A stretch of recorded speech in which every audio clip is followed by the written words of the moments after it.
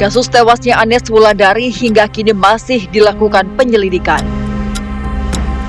Tidak hanya Anes yang menjadi korban, satu orang juga ditemukan dalam kondisi terluka tidak jauh dari lokasi kejadian.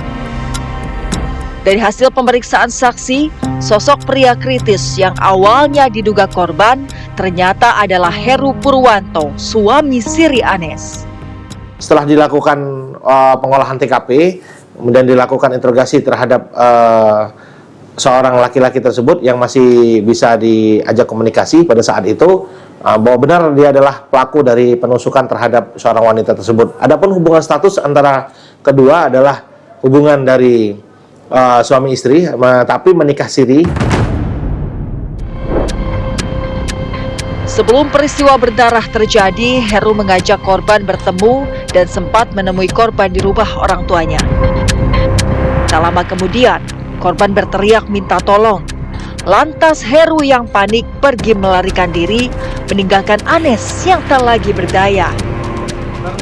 Korban teriak minta tolong, kemudian nggak lama ini ada salah satu pemilik rumah yang saksi kita membuka pintu depan, keluar, melihat pelaku sudah berlari ke arah jalan, kemudian masuk belok ke kiri menuju ke kebun atau berada di kolam tersebut. Ini jaraknya antara TKP pertama ditemukan korban sama di pelaku berapa meter? Gitu? Sekitar 60-70 lah kilometer dari TKP awal.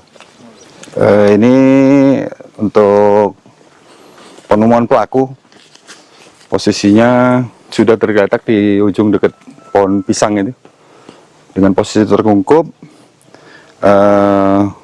Terlihat ada darah yang keluar dari perut sebelah kanan. Setelah kami dekati ke sana, ternyata ususnya sudah terburai atau ususnya sudah keluar, posisi di ujung sana. Pada saat ditemukan warga,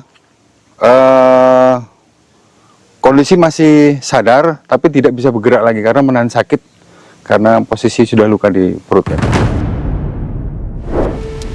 Keterangan pihak keluarga perlahan melengkapi penyelidikan saat sebelum kejadian.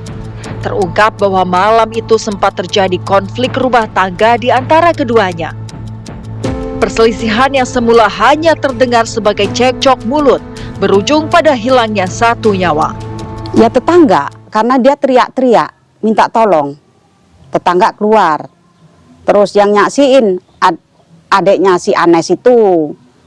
Pas waktu penusukan adiknya Anes. Anes dan Heru merupakan pasangan yang menikah siri selama 5 tahun. Namun sudah pisah ranjang, sehingga saat korban menolak rujuk, Heru mengaku sakit hati. Sementara itu, usai mengumpulkan keterangan para saksi, polisi juga mengamankan sejumlah barang bukti guna penyelidikan. Barang bukti yang ditemukan pada saat itu adalah satu buah pisau garpu, kemudian kaos warna coklat gelap, kemudian dalaman BH dengan kancing di bagian depan berwarna coklat, kemudian celana dalam, celana kaos, kemudian sendal, celana jeans yang digunakan oleh korban, kemudian kemeja warna hitam, dan satu unit handphone milik korban dan satu unit handphone milik pelaku. Kini, meski masih menjalani perawatan akibat luka yang dideritanya, proses hukum Heru tetap berjalan guna mempertanggungjawabkan perbuatan kejinya. Polisi menjerat Heru dengan pasal berlapis tentang pembunuhan berencana dengan ancaman hukum pidana mati, penjara seumur hidup, atau 20 tahun penjara.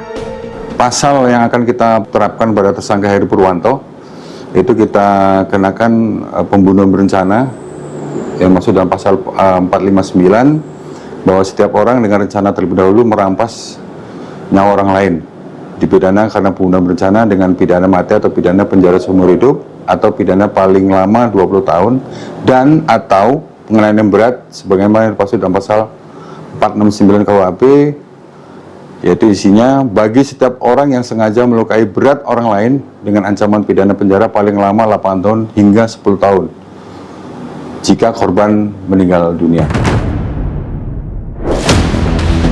Hubungan yang dibangun selama 5 tahun berakhir dalam 1 malam.